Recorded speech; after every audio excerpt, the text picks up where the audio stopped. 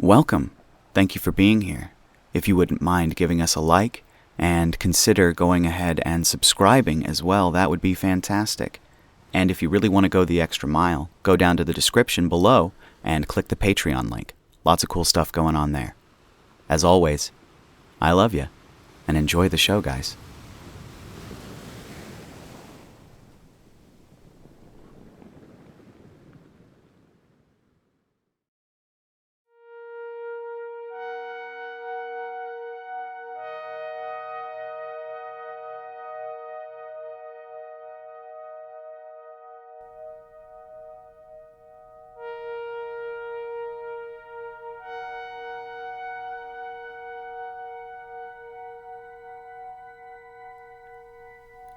Chrysalis, a story by user BeaverFur.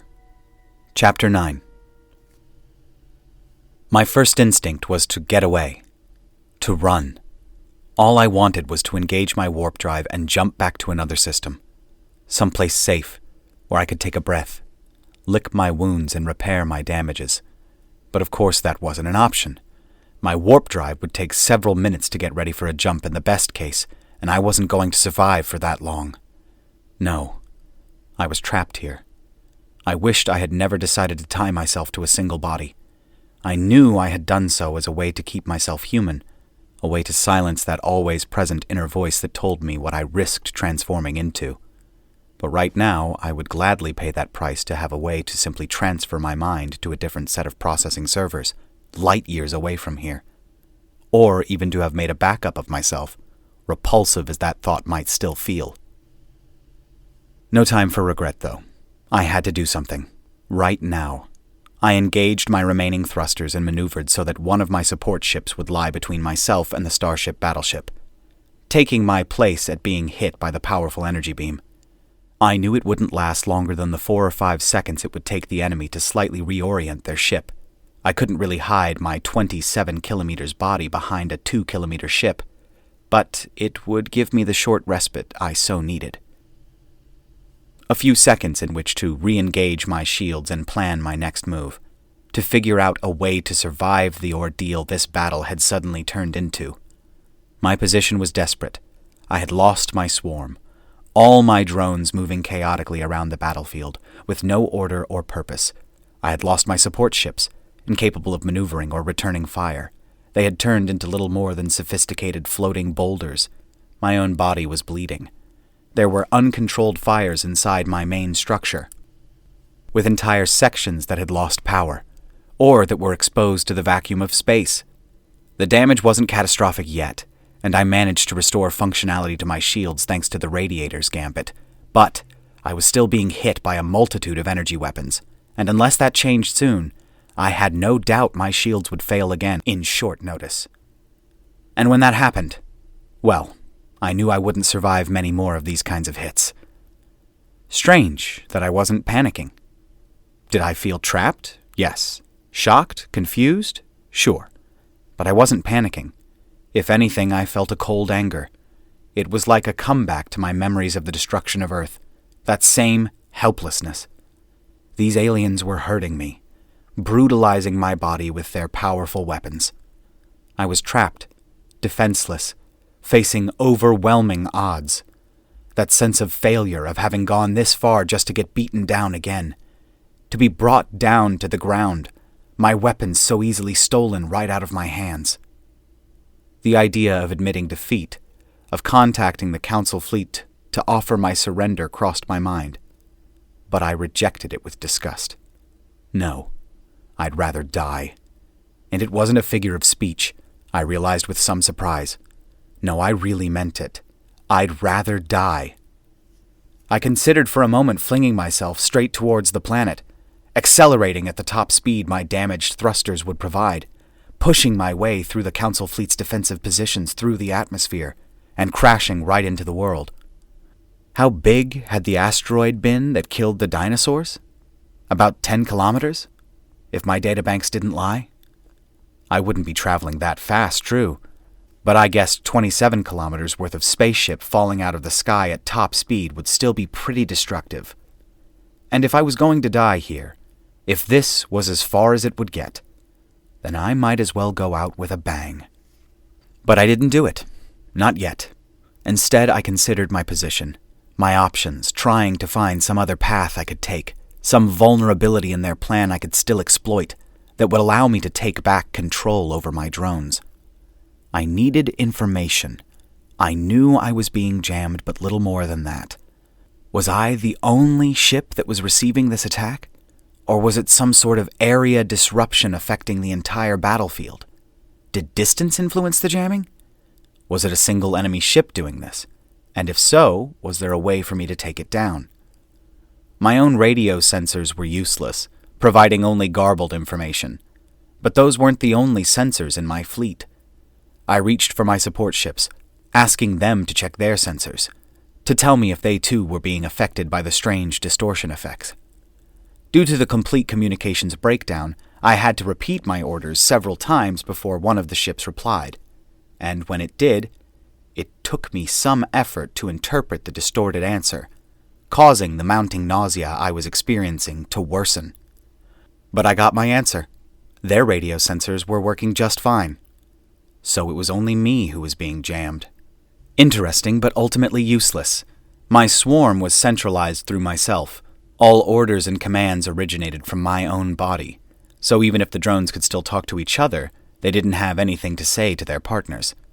They were all listening to me, but I couldn't talk. Or more like, I could talk, but my voice had turned into some unintelligible mess, with only a few clear words here and there. I had originally thought about using the support ship's sensors to locate the source of the jamming, but given that whatever it was only affected my main body, it was pointless. The other ships couldn't locate what they couldn't see in the first place.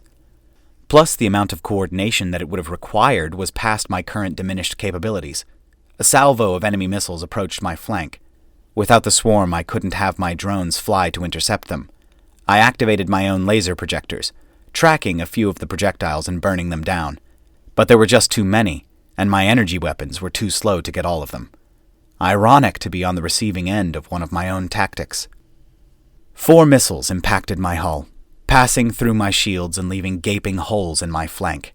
Each new explosion destroying drone-carrying compartments and internal hangars. I relaxed a bit when I noticed the projectiles had been loaded just with conventional explosives, rather than the nuclear warheads I would have used. I was thankful they weren't following my own tactics to the letter. Still, it helped me realize how precarious my position still was. The only thing the support ship was protecting me from was that one single superweapon, and even that was about to change as I could see the battleship rotating. But other than that, I was still exposed to anything the enemy wanted to throw at me. There was no way to hide. Not here. No, I had to find better cover, and the only available one I could think of was to get into the thick of the swarm, surrounded by the sea of my own machines. It wouldn't be as perfect as if I had instructed the swarm to blanket me, but it would offer much more protection than remaining in the open. The problem was I didn't really know where the swarm was anymore. Not exactly. My view of the battlefield was fragmented, conflicted between the mismatched positions the drones were reporting and those of my own sensors.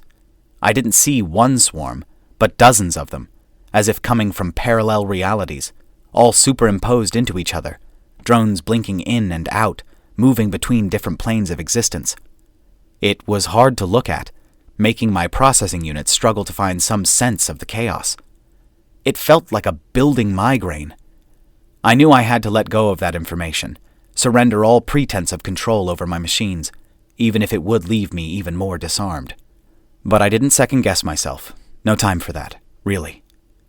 I just went ahead and cut all communications with my own swarm, stopping all radio transmissions, discarding all data from my EM sensors and relying solely on my visual and gravimetric ones. Immediately, the clashing views I had of the battlefield in my head all coalesced into a single, clear picture. The mounting headache simply vanishing. It was an odd picture. My drones had always been a part of me, an extension of my own body through different means. But now, for the first time, they looked separate. It was unsettling. It reminded me of one time when I had been sleeping over my own arm, causing it to lose circulation. I had woken up to what felt like a stranger's arm wrapped around me. The sea of machines looked similarly strange. They felt alien, inhuman even. Seeing them through my own sensors, I couldn't perceive any of that order, of that beauty I had experienced before. It was strangely eerie, and I had the unnerving thought that the swarm was about to wake up from its slumber and start attacking me at any moment. Was this how the Zenvirians saw my drones? How they saw me? But the machines didn't attack me, of course, and I just couldn't afford the luxury of standing around until that ickiness I felt went away. So I just pushed it to the back of my mind and focused on the immediate task, getting into cover. I identified a portion where the swarm was the thickest, a blob large enough to cover my entire body, and without thinking twice, I rushed towards it. I engaged my thrusters and accelerated, crossing the empty space as fast as I could. The moment I started moving, the starfish battleship's weapon fell again on my shields, draining them fast, but this time I was counting on that, and my shields managed to hold long enough for me to reach the blob. I entered the thick of the swarm like a bowling ball, crashing into hundreds of machines, their bodies bouncing off the front of my hull, fragmenting into a sea of broken pieces, metal shards, and engine components that followed my trail. But it worked. Every single enemy warship was shooting at me, but they now had thousands of vehicles to go through before their weapons could reach my body. Their missiles couldn't find a clear path among the sea of floating, deactivated drones either. They exploded in the periphery, clearing out entire sections of the swarm, but still far enough from me that they weren't an immediate threat. I had managed to buy myself a few minutes of respite, at least. But to do what, exactly? I wasn't sure. Could I maybe activate my warp drive now? Use it to get away? Perhaps. At the rate the enemy was burning through the swarm, I guessed I would have time to spool it up and make a short jump away before they got to me. But that would require diverting the energy that was currently powering my shields up. It was a risky move. I was half blanketed by the swarm, yes, but now and then a lucky energy beam still managed to pass through it and hit me for a couple of seconds. Shutting down the shields would leave only my outer armor to tank the occasional damage. It should be enough, but if I was unlucky enough to get hit again by the starfish thing, and my shields were down when that happened, well, better not to think about that. Still, it seemed like a viable option, so I didn't discard it right away. But I wanted to try something else first. I wanted to see if I could get back my control over the swarm. I still didn't know where the jamming was originating from. It felt like I was surrounded by a small bubble of the distortion effect, but I knew it had to come from somewhere else. Was it on one of the enemy ships? Many of them? Or did it come from somewhere else entirely? Maybe even the planet? I just couldn't figure it out. Didn't know enough about the technology they were using to locate its source. But now that I had removed the noise and confusion caused by the feedback coming from the faulty communications, and that I could spare the time to think, to pay attention to what was going on, I had noticed something else. I still had control over my outposts. My factories in the Centauri system, my resource extractors in the asteroid belt between Mars and Jupiter, my assembly lines in the Lehman solar system, they were all working as intended. I felt a dark amusement at the idea that I could easily send orders to a drone that was light years away, while the ones just a few meters from me were off limits. But the revelation was important. It meant that whatever jamming methods they were using, it was only affecting the local radio spectrum. My quantum-entangled relays were still working just fine. Which didn't help me much here, at least not on its own. The drones around me didn't have quantum communicators.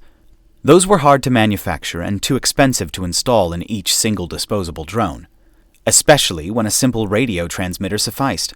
Had sufficed, I corrected myself, at least until now. But no, my quantum relays were, well, just that, relays. I had installed one at each outpost. I would send a message through the quantum link and the relay would receive it and broadcast it to its own local space as a radio transmission. They had a low bandwidth and introduced a delay that made them useless in combat conditions, but in essence they allowed me to control my outposts as if I was there, almost. But I had never thought of using quantum links to talk to the machines that were already next to me. After all, you don't use a telephone when you want to talk to someone who is already in the same room you are. And in my case, the drones didn't even have phones, not even my support ships, which I had designed to take along with me. Except that I could always build new phones. Most of the assembly factories in my body were still operational, and while I had lost part of the raw resources and materials I was storing when some of my holding bays were destroyed, I still had plenty remaining. I could just manufacture a quantum relay, slap it into a drone's chassis, and eject it away from my body, past the bubble of EM distortion surrounding me. Hopefully, I'd be able to reach it through the quantum link, and then have it relay my orders to control the nearby swarm just like I did my outposts. If I couldn't escape the bubble, maybe I could build myself a back door. I set to work immediately, my assembly lines back in action. I decided to build not one, but 2 quantum relays, just so I would have a replacement in case the Council managed to destroy or jam the first one. Transporting the materials from their storage areas and into the factories took some ingenuity, since the 2 main axial transport corridors were blocked by debris from the damage I had suffered. Instead, I used my internal worker units to carry the supplies through auxiliary maintenance corridors. All the time I was monitoring the Council fleet. They were focusing their attacks on the swarm, using their energy beams to dig a tunnel through the sea of machines, their missiles taking entire chunks out of it. The drones were still moving, drifting slowly all around me, so any space the enemy cleared was soon reoccupied by new machines. It was as if the Council ships were trying to dig a hole in a sandy beach, but it was working. Slowly but surely their weapons were advancing towards me. I knew I wouldn't have much time to pull off my move. I decided to skimp on the details then. My new relay drones wouldn't have power plants of their own like the ones in my outposts. No, these would work off of pre-charged batteries. I also decided against giving them the ability to move on their own. Instead, I would just set them to drift away from my body. That way, I wouldn't need to install the always complex thrusters and fuel lines. I was aware these manufacturing shortcuts would mean the relay's life expectancy would be in the order of half an hour to an hour. After that, their batteries would simply die, and they'd be unable to return home. But it didn't matter. At the rate things were going, if I hadn't won by then, I would probably be dead. While I built these 2 relay drones, I also focused on repairing my internal injuries. I removed the oxygen still in my corridors and hangars to quench the remaining fires, and vented the leaked flammable gases out of my body, so as to lower the risk of new accidental explosions. I ran internal diagnostics, rerouted power lines and fuel pipes, and had maintenance drones start clearing the main corridors again. I noted that the living room I had built, the small reproduction of that memory from so long ago, had vanished, along with the entire storage area that had contained it, which had now turned into a gaping hole exposed to space. Strange, not having noticed that loss until now.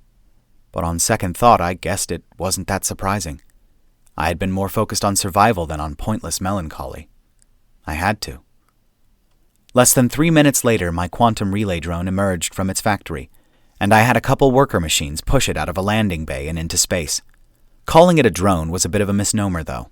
The contraption was just a relay cobbled together with a radio transmitter and a battery, inside an otherwise empty spacecraft chassis. Hardly my best design, but maybe the most critical one if I could use it to escape this situation. I waited for it to drift a few 100 meters away, far enough that I knew it would have crossed the bubble of jamming distortion. I reached to it through the newly established quantum link, and ordered it to relay my transmissions back into the EM spectrum. Immediately, the swarm came back into focus, hundreds of thousands of machines popping into my awareness, eagerly awaiting my orders. I felt a wave of relief wash over me. With a mental smile, I accessed the machine's own EM sensors, relying on them instead of the still jammed ones in my main body. I restarted the attack patterns, ordering the drones to move forward again, towards the enemy, to engage their weapons to surround the Council ships. The Council fleet's response was quick too, getting back on the defensive, their weapons focusing again and bringing down the approaching swarm. I started building back the complexity I had lost. The shield drone grouping, the swirling pattern formations, Immediately I realized it wouldn't work. I had known it all along, of course. I was aware that the quantum link's bandwidth would be too limited, that there would be an extra delay to my orders. But the idea of regaining control over the swarm had been too appetizing, too critical to second guess. But now that I was back in control, I was reminded of just why I never fought from the safety of my other systems, why I was always in the front lines rather than relaying my orders through a quantum link to an attack swarm light years away. It simply didn't work. My drones were too stupid, Their simple processing units only valid for receiving orders and executing them. They couldn't coordinate an attack on their own, move as a group and support each other, let alone engage an enemy and flank them in a complex spiral formation. They relied on me for all that. My mind the only one with the big picture of the ongoing battle. It was me who told each and every machine how and when to act, how long to accelerate for, how far to move, down to the meter, with custom and specific orders. But the quantum link didn't have enough bandwidth for me to do that for the entire swarm. My attack patterns weren't developing as fast or as complex as I needed them to be. I just couldn't get my messages fast enough to the machines, and by the time the recipients finally got them, the order's validity had already expired. So I had to decide. I could control the entire swarm with a very low degree of precision, just like I did my mining outposts, giving simplistic general orders that didn't require precision or a complex coordination. And that would surely make the swarm as a whole too easy to defend against, a losing strategy.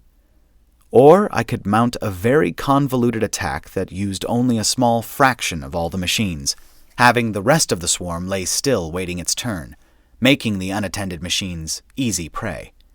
Another losing strategy. I felt like screaming in frustration. I had played my last card, one I hadn't even realized I had. And for what? Just to prolong my agony? My defeat? And soon enough I wouldn't even have to make a decision myself, since I wasn't even going to have a swarm for too long.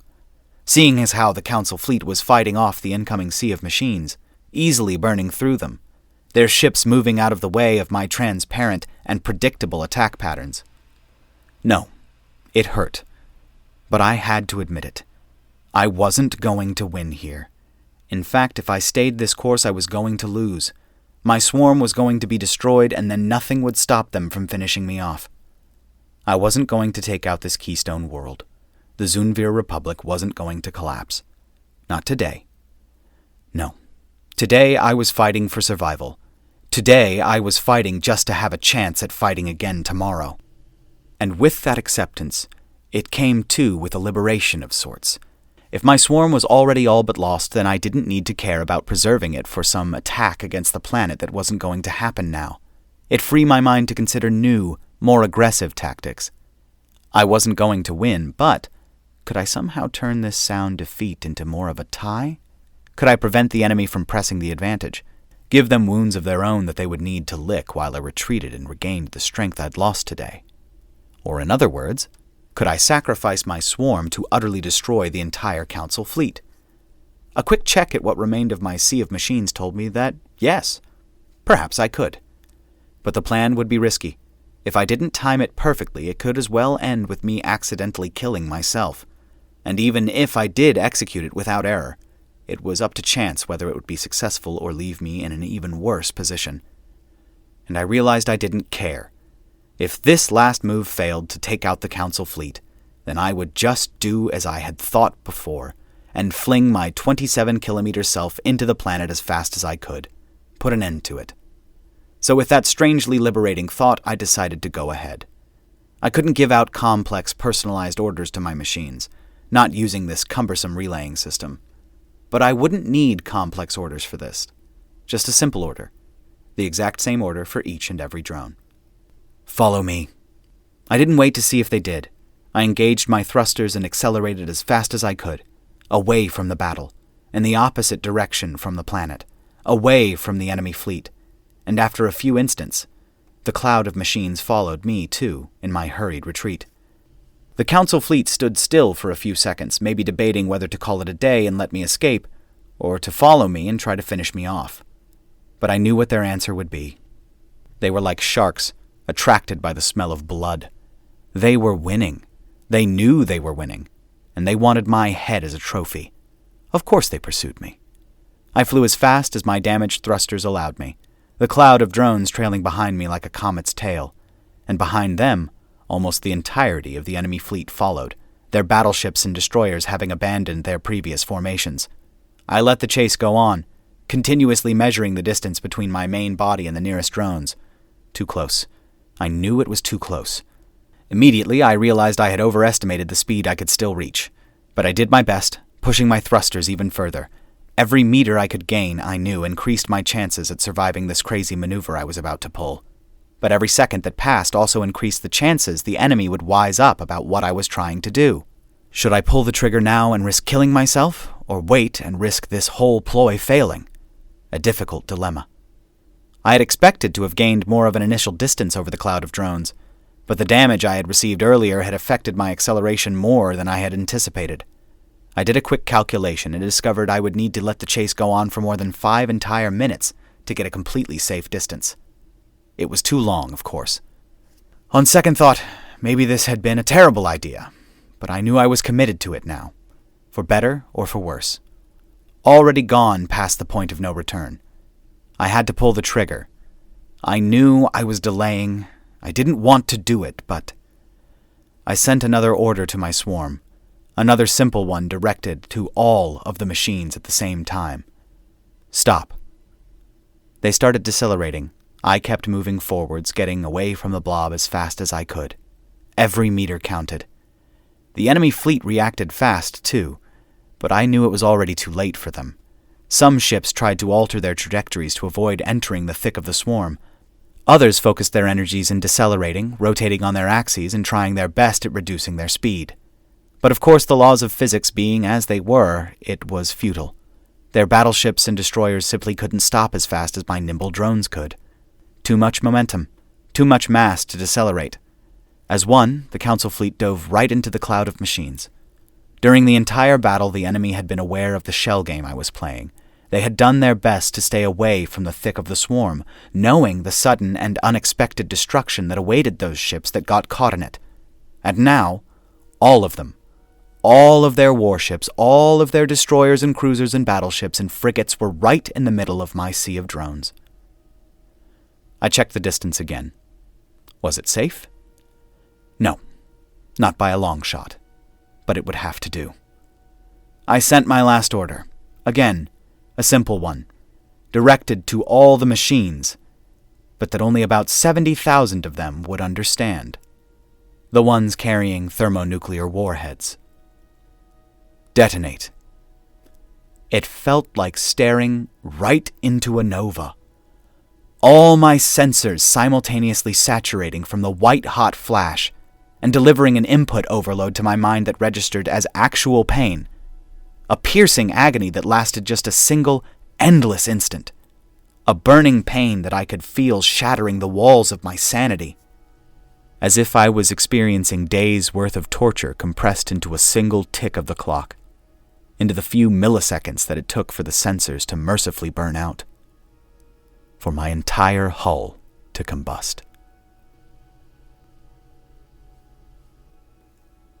All right, guys. That's going to do it for this one.